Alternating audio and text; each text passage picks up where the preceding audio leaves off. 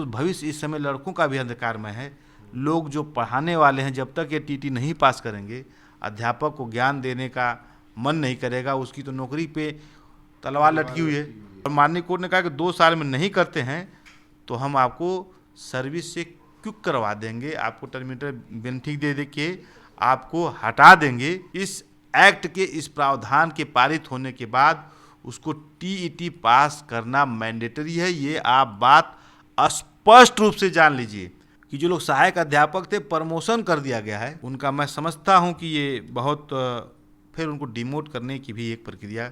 25 से 30 लाख लोगों का सांस लेना, जीवन दुर्लभ हो गया है इस जजमेंट के कारण। बेंच का निर्णय था कि आरटी एक्ट जो है इन पे लागू नहीं होता है। वे लोग आए, दूसरे वे आए कि जो कहे कि हम अपॉइंट हो गए, हमको प्रमोशन नहीं मिल रहा है, वे लोग आए। तीसरे वे लोग आए कि ये हम पे लागू नहीं होता है। हाल ही में सुप्रीम कोर्ट ने एक जजमेंट दिया जिसमें कहा कि क्वालिटी एजुकेशन के लिए ज़रूरी है कि जो टीचर हैं वो टीईटी पास करें, यानी कि टीचिंग एलिजिबिलिटी टेस्ट, जिस पर हमने चर्चा भी करी थी। हमारे साथ मौजूद हैं सुप्रीम कोर्ट के वकील गौरव यादव जी। इन्होंने अच्छे से समझाया था कि किस तरीके से जो सुप्रीम कोर्ट ने अपना फैसला दिया है, टीईटी को लागू किया है, चाहे वो सर्विस में प्रमोशन का हो या उससे पहले अपॉइंटमेंट में जो टीईटी अनिवार्य था। तो उस बीच लंबी चर्चा हुई और लोगों ने काफ़ी उसको सराहा भी, लोगों ने देखा, लेकिन कुछ लोगों के सवाल भी थे, कुछ कन्फ्यूज़न भी क्रिएट हुआ। उसी को लेकर आज और डिटेल में चर्चा करेंगे गौरव यादव जी से और समझने की कोशिश करेंगे कि ये क्यों खतरनाक है, क्यों क्वालिटी एजुकेशन के नाम पर लाखों बहुजनों को मतलब घेरने की साजिश हो रही है। आप इसको समझना होगा। सबसे पहले सर सवाल यही है कि जो सुप्रीम कोर्ट ने कहा कि क्वालिटी एजुकेशन होनी चाहिए और उसके लिए हर टीचर को टीईटी पास करना अनिवार्य है। अब इसमें आप लोगों को कुछ दिक्कत होने लगी, कुछ टीचर भी हैं, इससे क्या नुकसान होने वाला है आपने पहले भी बताया, और थोड़ा इसको क्लियर करके बताइए कि ये कहाँ से शुरू हुआ था और कहाँ कहाँ इसमें जो है पेचीदगी आई और अब क्यों सरकार मतलब चाह रही है कि इसके ज़रिए कुछ क्या मंशा हो सकती है। देखिए, सबसे पहले तो हम आपको धन्यवाद देना चाहेंगे और नेशनल दस्तक को धन्यवाद देना चाहेंगे कि आपने इस इशू पे हमें विशेष रूप से बुलाकर जो इंटरव्यू लिया है, उससे लगभग 1 करोड़ लोगों को संबंधित 20 से 25 लाख लोग हैं और उतने ही प्राइवेट में हैं और उतने उनके संबंधियों हैं, मेरा आकलन 5 करोड़ तक जा सकता है, को सीधे आपने सही जानकारी दिया। इसके लिए तो बहुत बहुत आभार और धन्यवाद। आपका मूल प्रश्न जो है अभी कि ये कहाँ से शुरू हुआ, तो मैं निश्चित रूप से आपको ये अपने नेशनल दस्तक के माध्यम के चैनल से मैं कहना चाहूँगा कि मैं कोर्ट में और इस जजमेंट में ऐसे संबंधित बातें क्या क्या हैं वो पल पल की मैं आपको दूंगा, चाहे मैं कोर्ट में रहूं, चाहे मैं अपने ऑफिस में रहूं, किसी को कोई आवश्यकता पड़ेगी कि तो उसकी जानकारी मैं दूंगा। अभी ये लड़ाई आज एक दिन की नहीं है कि ये एक न्यूज़ नहीं है, कोई ये धरना प्रदर्शन का न्यूज़ नहीं है। मैं निधि जी से, आपके जो निधि जी हैं, मैं उनसे अनुरोध करूंगा, शंभू जी से अनुरोध करूंगा कि एक आप इस पर सीरीज बनाइए, सुप्रीम कोर्ट, टीईटी और टीचर, और इस सीरीज के अंतर्गत हमारे जो लाखों करोड़ों अध्यापक बंधु लोग हैं, जिनको लोग अभी हमने देखा कि जब भी आपके इस नेशनल दस्तक पे हमारी वीडियो अपलोड हुई, उसके बाद सारे यूट्यूबर्स ने जो उठाने लगे, नहीं उस पर वीडियो बनाया और लोगों को दिया, और उससे लोग बहुत ज़्यादा दिग्भ्रमित हो गए। अब लोगों ने कहा कि ये जजमेंट है जी, एक बड़े चैनल ने, बड़े बड़े पत्रकारों में आ गया कि सरकार रिव्यू फाइल करने जा रही है। अब जो सर्विस रूल्स के बेसिक नियम है उसको जानकारी नहीं लोगों के पास है। आपका मूल प्रश्न का उत्तर छूट जाएगा, इसलिए मैं आपसे कहना चाहता हूं, यदि आप शिक्षक जगत से हैं तो आपको डॉक्टर भीमराव अंबेडकर का जो कॉन्स्टिट्यूशन असेंबली में डिबेट है उसको जरूर पढ़ना चाहिए। और वो डिबेट की डेट जो है आप लोग देखेंगे तो इससे संबंधित है कि हमारे और आपके लोगों की शिक्षा दीक्षा के लिए हमारे समाज के लोग, हमारे जो संविधान सभा में मार्गदर्शक थे, लोग जो बनाने वाले थे, उन लोगों ने उस समय बड़ी गंभीरता से वो किया था, डिबेट किया था और उस पर बात रखी थी। संविधान सभा का वॉल्यूम जो है 7 है, उसको आपको पढ़ना चाहिए। और वॉल्यूम 7 के अलावा उसकी जो एक डेट में लिखा था, लेकिन इस पन्ने में अभी बोलते समय नहीं आ रहा है, वो मैं सिर्फ इसलिए कहना चाह रहा था आप लोगों से कि आप जिस दिन उस संविधान सभा का डिबेट 8 दिसंबर 1948 पढ़ेंगे, 8 दिसंबर 1948 से होते हुए जब आज तक आएंगे, तब जाकर आपको इसका मूल पता चलेगा। फैसल जी, आपने बहुत एकेडमिक प्रश्न पूछा है और उसका जवाब देने के लिए भी ये बहुत ज़रूरी है कि जब इसके बीच में आप जाएंगे तो आपको लगेगा कि हम क्या हो रहा है। देश का संविधान बना तो उसके बाद भाषा और लिंग्विस्टिक कल्चर पे विभाजन होते रहे। देश की जो लीडिंग केसेस है, Keshavananda Bharati versus state of Kerala, PA foundation versus state of Maharashtra, TMA foundation versus state of Karnataka और सोसाइटी फॉर अनएडेड को अगर मैं नहीं कहूँगा तो आप नहीं समझ पाएंगे। उसके बाद प्रभावती परमावती एजुकेशनल ट्रस्ट का केस मैं नहीं कहूँगा तो आप नहीं समझ पाएंगे। लंबा ना हो, मैं उसको सीधे सीधे बताना चाहता हूँ कि भारतीय संविधान में संविधानविदों ने उस समय के जो विद्वान लोग थे, काटजू साहब थे, बहुत से मुसलमान लोग थे, डॉक्टर भीमराव अम्बेडकर के सामने ये बहस हो रही थी कि एजुकेशन का जिम्मेदारी कौन लेगा। तो एजुकेशन की जिम्मेदारी स्टेट को सौंपी गई और कहा गया कि 10 साल में आपको फ्री और कंपलसरी व्यवस्था करके सबको देना पड़ेगा शिक्षा, ये मैंडेट था। लेकिन सरकारें 50 साल जब नहीं दे पाई, तब भारतीय संविधान के अनुच्छेद 21 में संशोधन लाया गया और तब जाकर आपका मामला बना, right to child and free and compulsory act पारित किया गया। और उसके एक्ट में कहा गया कि जो national council for teacher education जो है वो सर्वोच्च बॉडी होगी। वह सर्वोच्च बॉडी ने आपके अपॉइंटमेंट से संबंधित मिनिमम क्वालिफिकेशन लागू करेगी। अब जब मिनिमम क्वालिफिकेशन की बात आपने छेड़ दिया है तो मैं सभी शिक्षा जगत से लोगों, जुड़े हुए लोगों के से मैं कहना चाहूँगा कि आपको 30 अगस्त 2010 का नोटिफिकेशन पढ़ना पड़ेगा। उसके बाद 29 जुलाई 2011 का नोटिफिकेशन पढ़ना पड़ेगा। और जो रास्ता आपको बच रहा है वो आज मैं बता देना चाहता हूँ कि जो रास्ते से कुछ समय तक आप बचे हैं वो संस्थान है MHRD का जो आर्डर नंबर था DO नंबर 17-2/2017 EE डेटेड 3 अगस्त 2017। ये इतनी तकनीकी बातें लोगों को समझ में नहीं आएगी। उसको सरलतम रूप से कर दूं कि आपको एक्ट लागू होने के बाद 5 साल में आपको वो क्वालिफिकेशन ग्रहण करनी थी जो लोग सेवा में थे, जो लोग अध्यापक थे। अब इसका तकनीकी पक्ष देखिए कहाँ से मामला चला। महाराष्ट्र से चला। माइनॉरिटी इंस्टीट्यूट के लोग थे कि हमको ये टीचर भर्ती नहीं करने देने चाहते हैं, लेकिन माननीय सर्वोच्च न्यायालय के 5 जजों का बेंच का निर्णय था कि RT एक्ट जो है इन पे लागू नहीं होता है। वे लोग आए। दूसरे वे आए कि जो कहे कि हम अपॉइंट हो गए हैं, हमको प्रमोशन नहीं मिल रहा है, वे लोग आए। तीसरे वे लोग आए कि ये हम पे लागू नहीं होता है।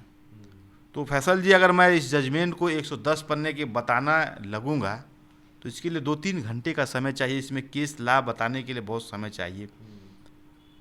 बहुत से लोगों ने आपके जो ये कमेंट है, लोगों ने जानकारियां चाहा, तो उसको जानकारी हम देने के लिए उपलब्ध हैं।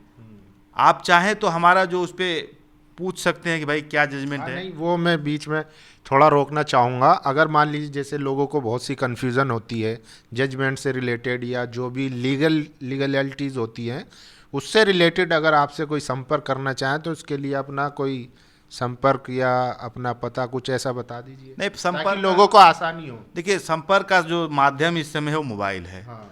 और मेरा मोबाइल नंबर है 9555445112।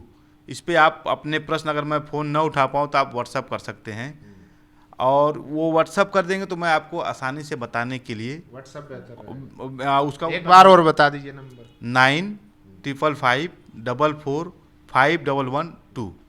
तो आप लोगों को अगर कोई भी कन्फ्यूज़न है या इससे रिलेटेड कोई भी क्वेरीज है तो आप सीधा गौरव यादव जी से संपर्क कर सकते हैं, ताकि आपको ये हेल्प कर सकें। अब जी आगे बताइए।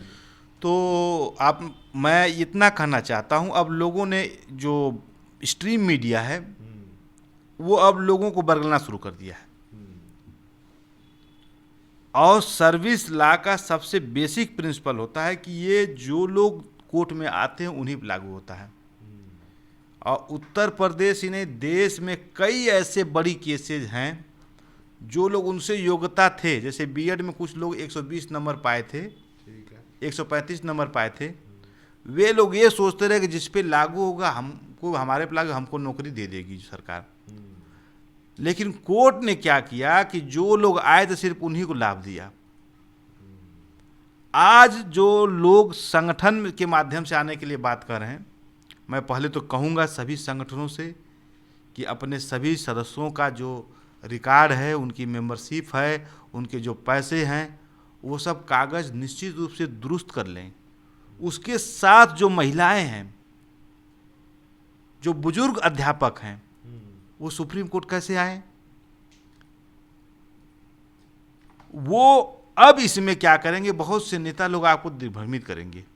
उससे बचने के लिए मैं आपके माध्यम से, वैसे वकील बिना फीस लिए सलाह नहीं देता है, लेकिन ये लोग गुरु हैं, मैं उसी प्राइमरी विद्यालय में पढ़ा हूँ, तो गुरु दक्षिणा के रूप में आपने जो ज्ञान दिया वही मैं आपको बता रहा हूँ कि आपको छोटा छोटा समूह बनाना चाहिए। 20 का बना लो, 100 का बना लो, ताकि आपका अपॉइंटमेंट से लेने के बाद, आपके एजुकेशन डॉक्यूमेंट से लेने के बाद, आपके ब्रिज कोर्स की ट्रेनिंग के लेने के बाद, आपकी सर्विस बुक के लेने के बाद, आपके अनुभव लेने के बाद सारे दस्तावेज लगाए जा सकें। जब जैसे फैजल जी हैं, हमारे जीजा जी हैं सतीश यादव, जो है, जो मंदुरी एयरपोर्ट है वहाँ पर रहने वाले हैं, उन्होंने कहा मैं क्या करूँ, मैं तो मृतक आश्रित में पैदा हुआ हूँ। मैं, उनके पिताजी एक्सपायर कर गए और उसके बाद उनको नौकरी मिल गई। अब उनके जैसे लोगों का प्रश्न कि हम क्या करें इसमें, तो उसका सीधा सीधा जवाब है कि जो कोई भी है आदमी, इस एक्ट के इस प्रावधान के पारित होने के बाद उसको टीईटी पास करना मैंडेटरी है। ये आप बात स्पष्ट रूप से जान लीजिए। आप कोई भी हो, किसी भी प्रक्रिया में हो, यदि आप शिक्षण का काम करते हैं तो आपको टीईटी पास करना एकदम से ज़रूरी है। अब उसमें लोग कहेंगे कि मेरा तो, मैं प्रश्नों का जवाब दे रहा हूं, जो प्रश्न आ गया मेरे पास। एक लोग कहे कि ये बताइए, हम तो उसमें एक कोई छोटा सा नोटिफिकेशन किसी सचिव का, बेसिक का देखें कि हमारे पे ये दिया गया था। तो मैं बताना चाहता हूं, चाहे कोई भी नोटिफिकेशन जारी हुआ हो, किसी के द्वारा जारी हुआ हो, माननीय सर्वोच्च न्यायालय के आदेश के वो नीचे है। वो संस्था जारी करने वाला माननीय सर्वोच्च न्यायालय के आदेश को मानने के लिए बाध्यकारी है। चाहे वो हाई कोर्ट हो, चाहे डिस्ट्रिक्ट कोर्ट हो, चाहे आपका अपॉइंट करने वाला बीएससी हो या बेसिक एजुकेशन परिषद हो, सबके निर्देश को शून्य माना जाएगा। और केवल माननीय सर्वोच्च न्यायालय का जो निर्णय है वही प्रभावी होगा। इस बात को शिक्षकों को समझना पड़ेगा। आपके मन में मैं जान रहा हूँ कि आप बहुत व्यथित हैं, लेकिन आप अपने मन को बहकाइए मत कि सबके साथ होगा तो मेरे साथ होगा। इसलिए मैं आपको सावधान कर रहा हूँ कि ये मुझे ग्रुप मैटर करने का ही मेरा अपना पूरा कैरियर रहा है। चाहे बिहार के लोग 5 लाख रहे हों, चाहे उत्तर प्रदेश के लोग रहे हों, तो उसमें बहुत तकनीकी हो जाती, बातें छूट जाती हैं। कुछ लोग लेंगे नाम कि हमने पैसे ले लिए, लेकिन लिस्ट में नाम छूट जाता है, चूँकि इतना समय कम होता है, टाइप वो व्यवहारिक मानवीय भूल हो जाता है।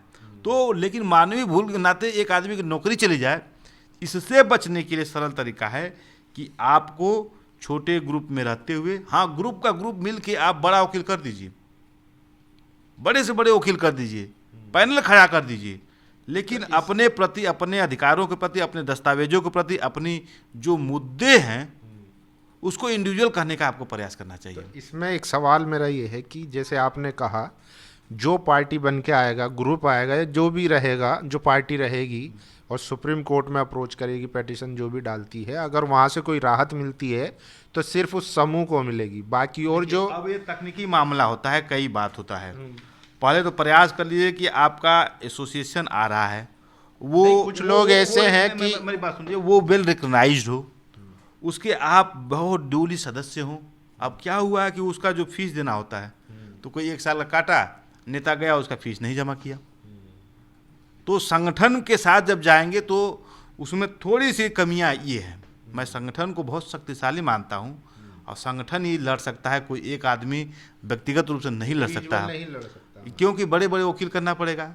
30 लाख से नीचे कोई आपका जो बड़ा सर्विस में का वकील है, इसको को कहने वाला नहीं मिलेगा। हम लोगों ने तो वेंकट रमणी साहब जो इसमें बहस की, वो हमारे उत्तर प्रदेश प्राथमिक शिक्षा मित्र संघ और बेसिक के वकील रहे। जितने लोग हमारे शिक्षा मित्रों के केस में लड़े थे, वो बहुत ऊंचाई पर गए। अजय मिश्रा जो महाधिवक्ता उत्तर प्रदेश हैं, वेंकट रमणी साहब जो लड़े वो अटॉर्नी जनरल ऑफ इंडिया हैं। तो मेरे कहने का मतलब, ये सर्विस मैटर में आपको व्यक्तिगत रूप से आना चाहिए।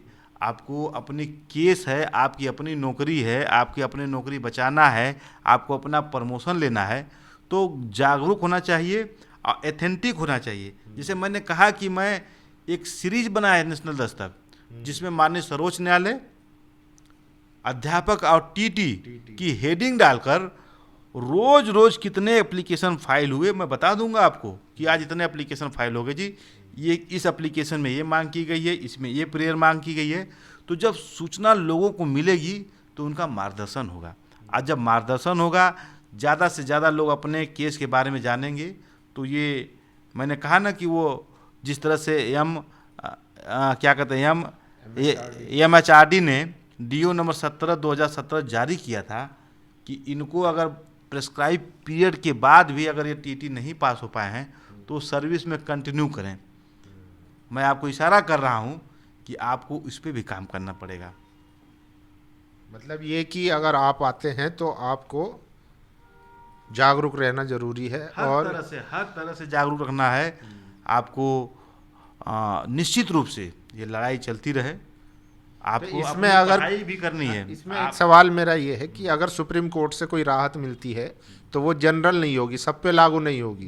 ये सरकारें बहुत चालाक होती हैं, सरकारें बहुत चालाक होती हैं, सब कुछ जाएगा, प्रेशर झेलेंगी, लेकिन जाते जाते माननीय न्यायालय से कह देंगी कि my lord, it is only limited to those who are appear this honourable court.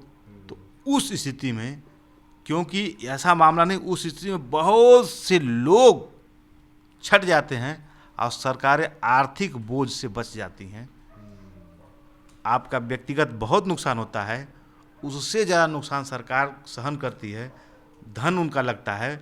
तो इसलिए वो कह देती है कि जो लोग आए उन्हीं पर लिए। तो इससे बचने के लिए मैं कहूँगा निश्चित रूप से, चाहे किसी वकील के पास जाएं, किसी प्रदेश के लोग हों, जो अपने प्रदेश का, उत्तर प्रदेश से लेकर कन्याकुमारी तक का ये केस है, जितने भी 1 से लेकर 6 तक पढ़ाने वाले सरकारी स्कूल उनका केस है, 1 से 6-8 तक पढ़ाने वाले माइनॉरिटी इंस्टीट्यूट प्राइवेट एडेड हैं उनका है, जितने भी प्राइवेट स्कूल हैं उनका ये केस है।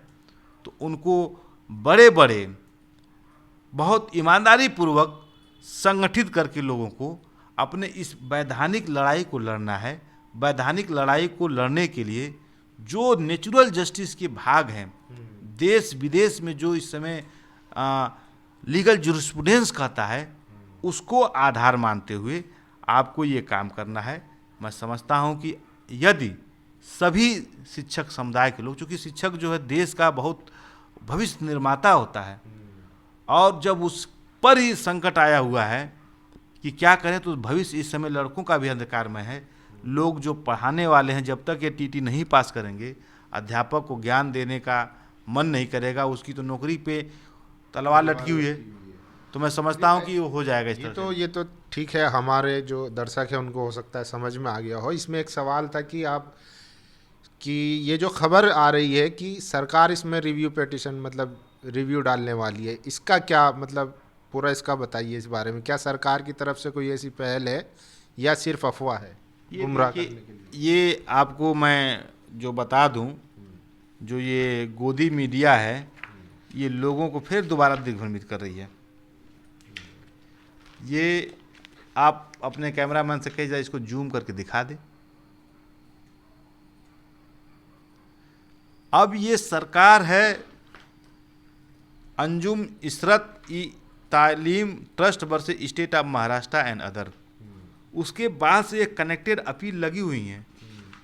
माननीय कोर्ट ने कुछ केसों को कहा कि ये लार्जर बेंच में होंगे। आप समझने का प्रयास कीजिए मान्यवर, ये 5 जजों का जजमेंट का दिया है, उसको जो 2 बेंच ने रिफर कर दिया है, और कह रही है कि 5 नहीं 7 में जाइए, इस इश्यू को डिसाइड कीजिए। जब वो कोर्ट में वो कह रही है कि इस मैटर को डिसाइड करने के लिए हमें 5 जजों का जो जजमेंट है उसको हमने देखा, हम उसको ओवर रूल नहीं कर सकते 2 लोग आओ, तो उन्होंने कहा 5 से बड़ी बेंच बनाइए आप, 7 की।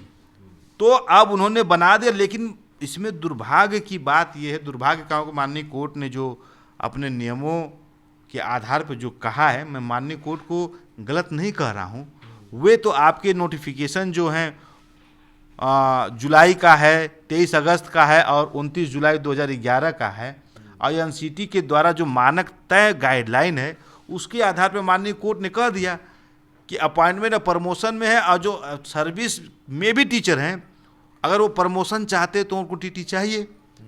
अगर 5 साल से नीचे लोग हैं, अपॉइंटमेंट के 5 साल के, तो उनको कहा भाई हम आपको टीटी की बाध्यता नहीं दे रहे हैं, लेकिन अगर आप प्रमोशन चाहते भी हो, अब बात में समझना यहाँ पे सबसे महत्वपूर्ण क्या है कि 5 साल जिनका बचा हुआ है और वो प्रमोशन चाहते हैं, तो उनके टीटी करा दिया। तो आप ये समझ सकते हैं कि जब बहुत बड़ा समुदाय जो है बहुत दिनों के बाद हेड बनने जा रहा था, तो आज उसे निकलने की बात आ गई है। और माननीय कोर्ट ने कहा कि 2 साल में नहीं करते हैं तो हम आपको सर्विस से क्विक करवा देंगे, आपको टर्मिनेटर बेनिफिट दे के आपको हटा देंगे। इस पैरे को लोगों को पढ़ना चाहिए। अगर 2 साल के अंदर टीईटी क्वालिफाई नहीं करते हैं तो फिर वो टर्मिनेट कर दिए जाएंगे सारे टीचर, जो जिनका जो है जो कार्यकाल है 5 साल से ज़्यादा है, और वो नहीं 2 साल के अंदर में करते हैं, तो उनको माननीय कोर्ट ने कहा कि आपको भाई हम कोर्ट जो है आपको, आप सर्विस में नहीं रहेंगे, आपको टर्मिनेट कर दिया जाएगा, आपको निकाल दिया जाएगा। ये बात आप समझ लीजिए, ये एकदम सही से कहा गया है। अब पैरा नंबर 216 में कहा गया है, we make clear it that if such teacher having less than 5 years service left aspire for promotion he will not consider eligible without he she qualifying the TET. इसके साथ ही साथ ने कहा है कि हम आपको अलाउ करते हैं, लेकिन अगर आपने इस पीरियड में, वो फिर पढ़ देता हूँ पढ़ा, if such teachers fail to qualify the TT within time we have allowed they shall have to quit service, they may be compulsorily retire and paid whatever terminal benefits are entitled to. We added rider that The quality of terminal benefit such teacher must have put in the qualifying period of service in accordance with the rules. If any teacher had not put the qualifying service and there is some deficiency, his her case may be considered by the appropriate departmental in the government upon the representation along by him.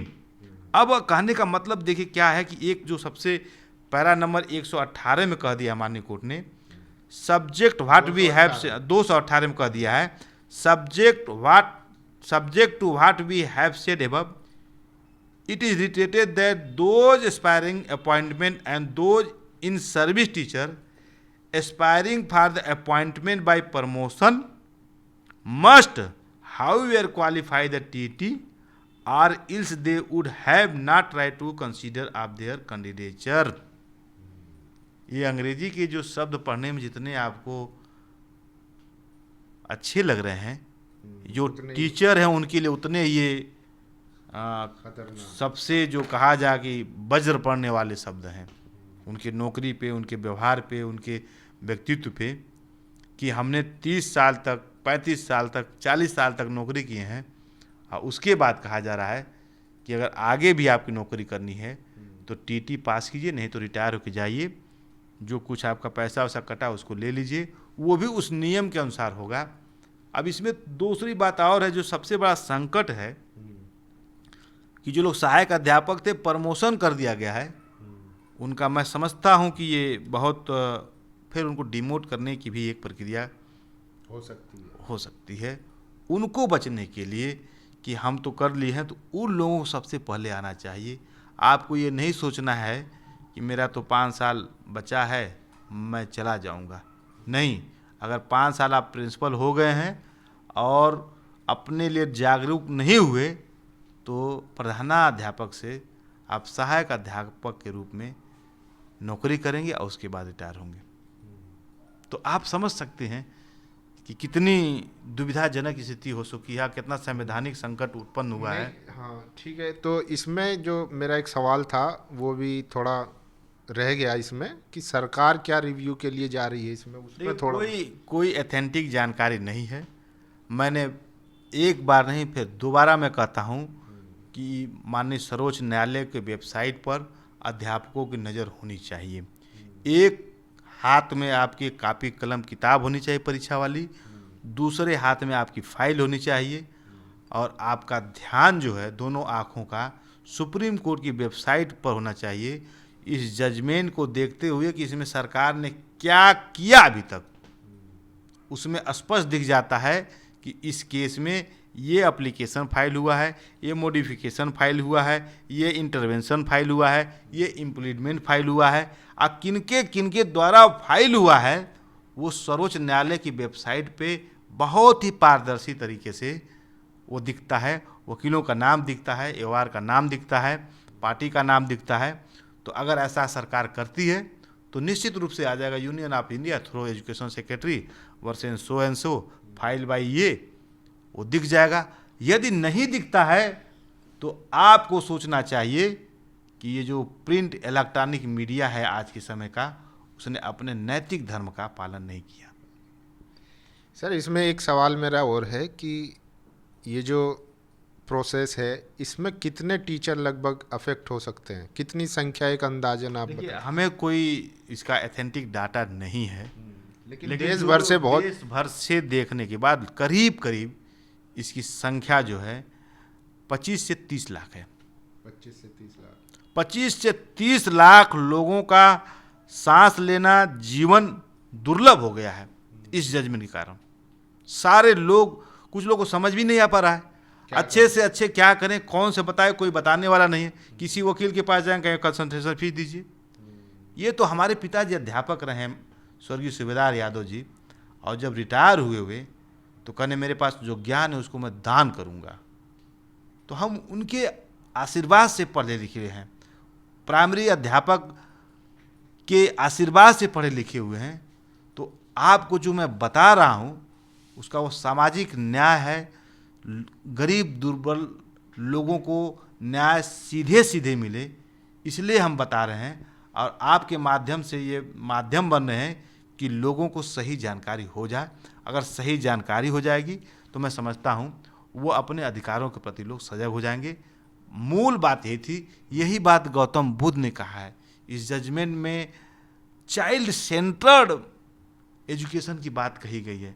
इस judgement में जो union declaration की quality education की बात कही गई है, तो कहीं ना कहीं ये समझ लीजिए विचारों से, संविधान से, डॉक्टर अंबेडकर से, लोगों की शिक्षा दीक्षा से जुड़ा हुआ ये अब तक के सर्वोच्च न्यायालय के सर्विस मैटर के रिकॉर्ड का, या कहा जाए कि सर्वोच्च न्यायालय के अब तक के ऐतिहासिक निर्णयों में सबसे बड़ा केस मेरी समझ से बनने जा रहा है और है। चलिए, बहुत बहुत शुक्रिया गौरव यादव जी। तो उम्मीद है कि आपको समझ आया होगा, और कोई भी अगर इससे रिलेटेड आपको जानकारी चाहिए, इन्फॉर्मेशन चाहिए या कोई भी मदद चाहिए, तो गौरव यादव जी ने आप अपना नंबर बता दिया है, आप इनसे संपर्क कर सकते हैं।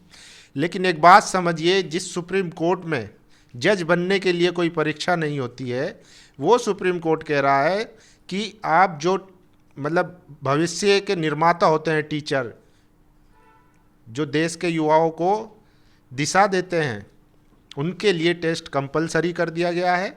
और उसके पीछे देखिए, अब आप 30 साल से सर्विस में हैं, तो अब की स्थिति और पहले की स्थिति में बहुत बड़ा फ़र्क हो सकता है। आप उसको, ज़रूरी नहीं है जिस माहौल में आप थे, अब आपकी जो है मनोवैज्ञानिक और फिज़िकल स्ट्रेंथ वैसी हो कि आप उस तरीके की तैयारी कर सके। तो सवाल यही है कि जहाँ एक तरफ कॉलेजियम से जज चुने जाते हो, जहाँ कोई एग्ज़ाम ना होता हो, वहाँ सुप्रीम कोर्ट कह रहा है कि आपको कंपलसरी है, अगर प्रमोशन लेना है, सर्विस में रहना है या अपॉइंटमेंट करना है। अपॉइंटमेंट तक तो सही था, समझ में आता था कि चलिए क्वालिटी एजुकेशन के नाम पे आप एक टेस्ट पास करेंगे। लेकिन ऐसे देश में जहाँ जजों की नियुक्तियाँ खुद कॉलेजियम से होती हो, जो खुद एक मतलब अगर आप जज हैं, आपका बेटा जज हैं, वो एक दूसरे को चुनते आए हों, वहाँ पर सुप्रीम कोर्ट इस तरीके के वर्डिक्ट दे रहा है। बाकी आप लोगों क्या समझते हैं इस पूरे मामले पर, और कुछ भी अगर जानकारी चाहिए तो सुप्रीम कोर्ट के वकील गौरव यादव जी से आप संपर्क कर सकते हैं। अपनी राय जरूर दीजिए। शुक्रिया। दस्तक की आपसे गुजारिश है कि अगर इसको बचाना चाहते हैं तो नेशनल दस्तक को सब्सक्राइब करने के लिए रेड कलर के सब्सक्राइब बटन को दबाएं, फिर बेल आइकन की घंटी दबाएं। नेशनल दस्तक को बचाने के लिए बहुत जरूरी है कि हर खबर को शेयर करें, लाइक करें, कमेंट जरूर करें।